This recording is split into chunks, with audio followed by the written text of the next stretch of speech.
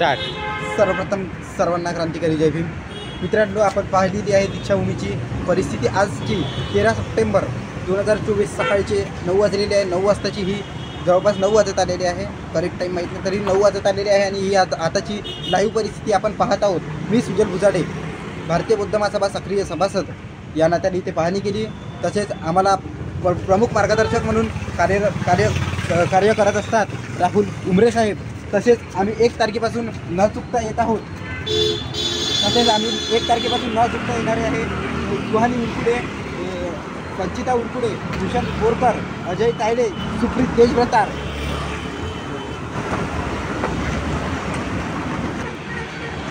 सारिका बोरकर और हमारे काही आणि आमचे अजूनही काही कार्यकर्ते आहे की ते दररोज येतात. न चुकता येत आहे आम्ही. आणि लवकरच धम्मदीक्षा सोहळ्यासाठी दीक्षाभूमी सुसज्ज करण्याची म्हणजे गवत कापणे वगैरे चालू झालेलं आहे. आणि लवकरच येणाऱ्या 11-12 तारखेला धम्मदीक्षा सोहळा आहे. परंतु आपल्या आंबेडकरी तमाम जनतेला अजूनही प्रश्न पडत नाही की एवढे वर्ष झाले 72 वर्ष होऊन राहिले दीक्षाभूमीची धम्मदीक्षा देऊन, तरीही एकही वर्ष आंबेडकर परिवार स्टेजवर का बरं आला नाही हा प्रश्न आपल्याला पडत नाही. मला वाटते कुठेतरी आपली आंबेडकरी जनता आंबेडकर घराण्याला एकनिष्ठ होण्याची हीच खरी वेळ आहे. आणि 11 आणि 12 तारखेला 2024च्या आपण धम्मदीक्षा सोहळ्यावर आंबेडकर परिवारांनी हाच आपला अट्टहास असायला पाहिजे आणि अट्टहास असायला पाहिजे. आणि हा माझा शेवटपर्यंत आणि आमच्या टीमचा, संपूर्ण टीमचा शेवटपर्यंत अट्टहास असेल. यावेळेस स्टेजवर फक्त आणि फक्त आंबेडकर परिवार. मित्रांनो, आपण पाहू शकतो आपण आलेलो आहोत दीक्षाभूमीच्या आता मेन गेटवर आलेलो आहोत. हा मेन गेटचा परिसर आहे. मेन गेटच्या परिसरावर आलेलो आहोत. तुम्हाला ऑल टोटल आताची परिस्थिती दीक्षाभूमीवरती काय आहे हे तुम्हाला मी आणि माझ्या टीमच्या वतीने तुम्हाला दाखवत आहे. आमच्या टीमचे प्रमुख मार्गदर्शक राहुल उमरे सर, अजय तायडे, भूषण बोरकर, सारिका बोरकर, सुहानी उरकुडे, संचिता उरकुडे, सारिका बोरकर, आमची अशी 10 ते 15 लोकांची अशी मजबूत असं टीम आहे. आम्ही 1 तारखेपासून न चुकता येत आहोत. हा आहे ऐतिहासिक बोधिवृक्ष. श्रीलंकेतून आणलेला हा बोधिवृक्ष आहे. हा बोधिवृक्ष आहे. हे दीक्षाभूमीचं मेन गेट आहे. आणि इकडे आपण जात आहे जिथे बाबासाहेब आंबेडकर आणि महाकरुणाकरी तथागत भगवान बुद्ध यांच्या ज्या प्रतिमा ठेवलेल्या आहेत. आणि मेन म्हणजे ह्या बाबासाहेबांच्या पुतळ्याचं विशिष्ट असे एक गोष्ट आहे की ज्यावेळेस बाबासाहेब आंबेडकरांनी 14 ऑक्टोबर 1956ला ज्यावेळेस धम्मदीक्षा दिली त्यावेळेसचा रिअल फेस असणारा हा इथे पुतळा. आणि इतिहासानुसार असं मानण्यात आलेलं आहे ज्यावेळेस बाबासाहेब आंबेडकर दीक्षाभूमीवर आले होते आणि जिथे पहिला पाऊल ठेवला होता ही ती जागा आहे. ह्याच ठिकाणी बाबासाहेब आंबेडकरांनी 14 ऑक्टोबर 1956 रोजी ज्यावेळेस धम्मदीक्षा दिली त्यावेळेस याच पुतळ्याच्या ठिकाणी सर्वात पहिला पाऊल बाबासाहेब आंबेडकरांनी गाडीतून उतरल्यावर ठेवला होता. आणि हाच तो रिअल फेस आहे. ज्यावेळेस डॉक्टर बाबासाहेब आंबेडकरांनी धम्मदीक्षा दिली त्यावेळेसचा हा फेस आहे. आणि त्याच्याच बाजूला आपण बघू शकतो महाकरुणाकरी तथागत बुद्धाची ही प्रतिमा मानवंदना करण्याकरिता ठेवलेली आहेत. आणि या ठिकाणी आम्ही दर रविवारी समता सैनिक दलाचे कॅडेट या नात्याने येऊन आम्ही दर रविवारला या ठिकाणी भीमसलामी देत असतो. 1 तारखेच्या आंदोलनात बॅरिकेड्स तोडले होते, बॅरिकेड्स लावलेले आहे. बुजवण्याचं काम फार वेगात चाललेलं आहे. 60 ते 70% काम झालेलं आहे. अजूनही काम होण्याचं बाकी आहे. दीक्षाभूमी पूर्वगत होण्याचे प्रयत्न चालू आहे. हे पाहू शकता मित्रांनो, एवढ्याला गवत वाढलेलं आहे. दीक्षाभूमीचा हे बिलकुल लागलेला दीक्षाभूमीच्या स्तूपाला लागलेली ही अशी दयनीय अवस्था पाहू शकता आपण. या स्मारक समितीची कशी दयनीय अवस्था केलेली आहे पहा. गवत पहा, हे तुटलेले पहा. हेच नाही, एकच नाही, इकडेही पाहू शकता की कसे तुटलेले आहे. या दीक्षाभूमीची काय अवस्था करून ठेवली आहे या स्मारक समितीने. पाहू शकता मित्रांनो, स्टाईलसुद्धा पडलेली आहे. जवळपास 5 ते 6 वर्षापासून या गेटची स्टाईल पडलेली आहे. अजून ह्या स्मारक समितीने एक स्टाईल नाही लावू शकत आहे.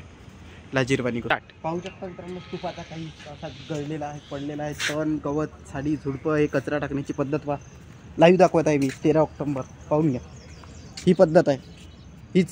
हे अशी आपल्या अभिमान असलेलं प्रेरणास्थान दीक्षाभूमीची काय दयनीय अवस्था करून ठेवलेली आहे. पाहू शकता मित्रांनो, तो गड्डा दाखव तेव्हा पहा. खुली वायरिंग आहे इथे, खुली वायरिंग आहे. आता याला काय म्हणायचं, खुली वायरिंग आहे. स्मारक समितीचं हे काय चाललेलं म्हणजे अंधाधुंद कारभार चाललेला आहे. स्टार्ट. पाहू शकता मित्रांनो, काय दयनीय अवस्था आहे.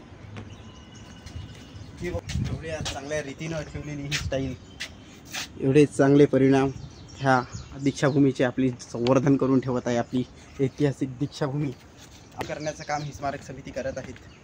पाहू शकता मित्रांनो, हे तुटलेले स्टाईल पाहू शकता. अशी चांगल्या तऱ्हेनं आपली दीक्षाभूमी ठेवण्यात येत आहे. पहा मित्रांनो कसे कंपाऊंडचे हाल केलेले आहे. पहा दीक्षाभूमीचा स्तूप आहे हा स्तूपाला लागलेल्या बाजूचा हा पहा परिसर कसा आहे. एवढी दयनीय अवस्था आहे की ज्याचा आपण विचारही करू शकत नाही. इकडे पहा मित्रांनो तुटलेले दगडविटा असे दीक्षाभूमीच्या बाजूला ज्या ही तीच जागा आहे ज्या ठिकाणी समता सैनिक दलाचं 14 ऑक्टोबर दरवर्षी ध्वजारोहण होती. हीच ती जागा आहे. त्या जागेवर पहा मित्रांनो अशी दयनीय अवस्था करून ठेवलेली आहे. गवत पहा मित्रांनो गवतसुद्धा आहे परंतु कापल्या जात नाही किंवा त्यावर काही कापून त्याला स्वच्छ करण्याची सुद्धा मतलब प्रक्रिया करत नाही आहे. पाईपलाईन पहा मित्रांनो जशी म्हणली तशी बनमर्जी चालू आहे स्मारक समितीची. इथून तर व्हॅल्यू पुरं अख्खाच्या अख्खा गायबच आहे. पाहून घे इथून पहा पूर्ण इथपर्यंत आलेला आहे. इथून तर ते सुटलं तरी त्याच्यावरही लक्ष नाही. म्हणजे आंबेडकरी जनतेला दिशाभूल करण्याचं हे काम स्मारक समिती करत आहे असं म्हणलं तरी चालेल. पाहू शकता मित्रांनो आपल्या दीक्षाभूमीचे हे हाल. या ठिकाणी JCB चालू आहे.